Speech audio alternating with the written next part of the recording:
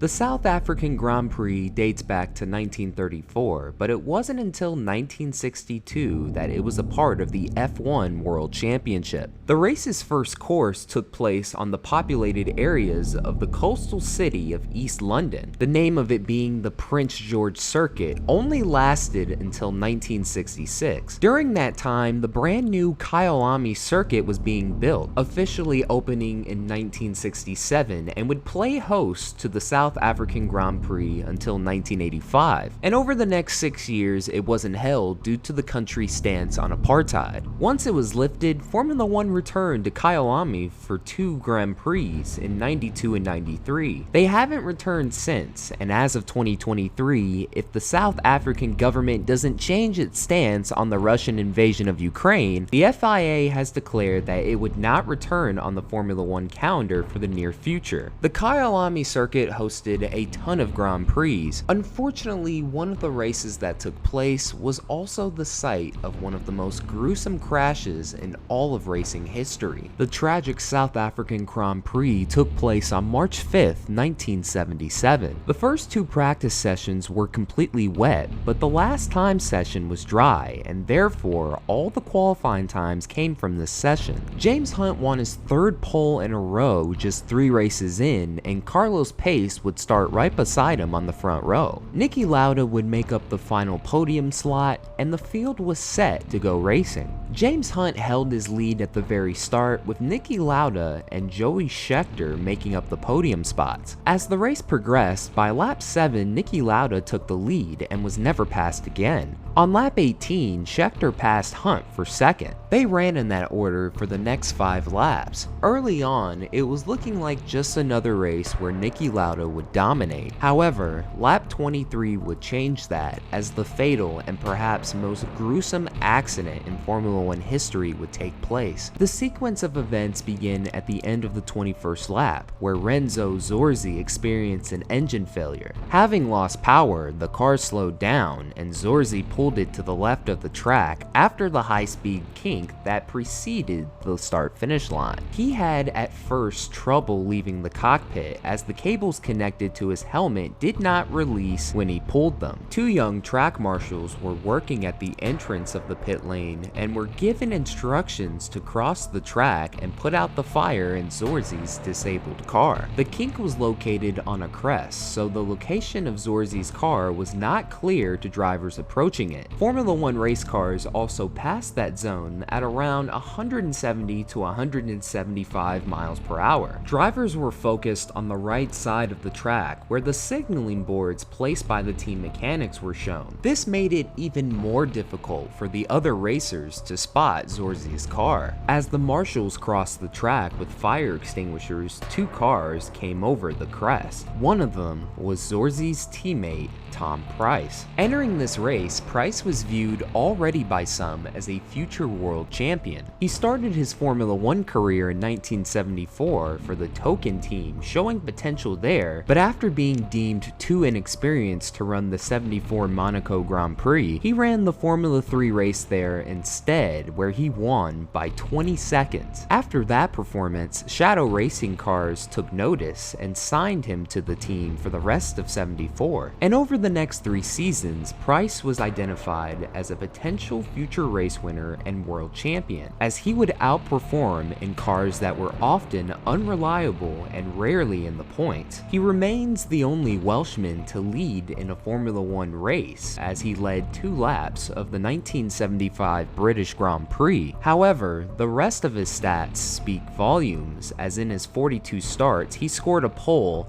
2 podiums, and 19 career points. During practice for this race in wet conditions, Pryce was faster than anyone. With the right opportunity with a race-winning team, Pryce could reach his full potential. Beside him was Hans-Joachim Stuck, a German Formula One driver who would go on to make 81 starts and score 2 podiums with 29 career points. But as they were coming, Stuck got ahead of Pryce, leaving him with no choice but to slipstream. Coming upon the marshalls at a very high speed, as he closed to the 22nd lap, Stuck was able to swerve all too slightly, avoiding the first marshal and barely missing the second. one of them being 19-year-old Frederik Janson van Vuuren. Prior to this race, he was working as a booking clerk for an airport. The young man had no previous experience in racing, but was delighted to be a fire marshal for such an event.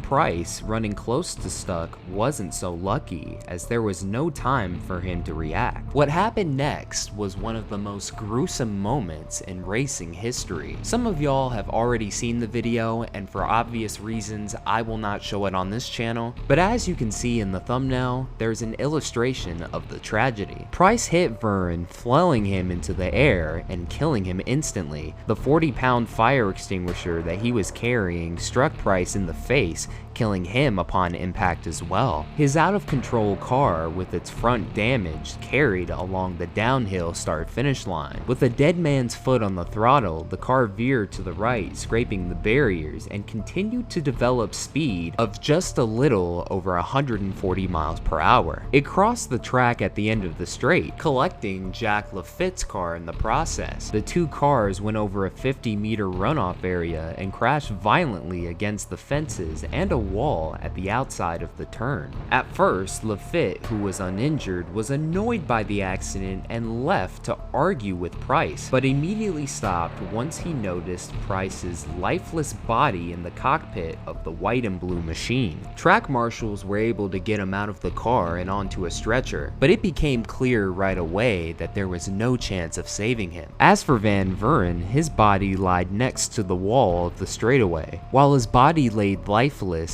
it wasn't torn in half. His black trousers were ripped off, giving the impression that his body had been cut into two by the impact. The injuries were so extensive that initially his body was identified only after the race director summoned all of the race marshals. What makes this tragedy even sadder was the marshals didn't know that the fire had already been extinguished by the onboard fire extinguisher. Lauda went on to win the race and was barely able to finish after his car had picked up part of Pryce's roll bar. While celebrating on the podium, he got word of the tragedy and immediately wasn't in the mood, stating there was no joy after that. The tragedy itself is one thing, but the sheer randomness of it is extremely hard to take. Two men, both below the age of 30, were gone too soon. Because of the randomness of the accident and the sheer gruesomeness of it, it'll forever cast a shadow over the 1977 South African Grand Prix. A few months prior, when asked about death in an interview, Pryce had said, "I am frightened of death for what it might do to those I leave behind." Pryce's wife of less than 2 years was watching from the grandstands when the accident took place.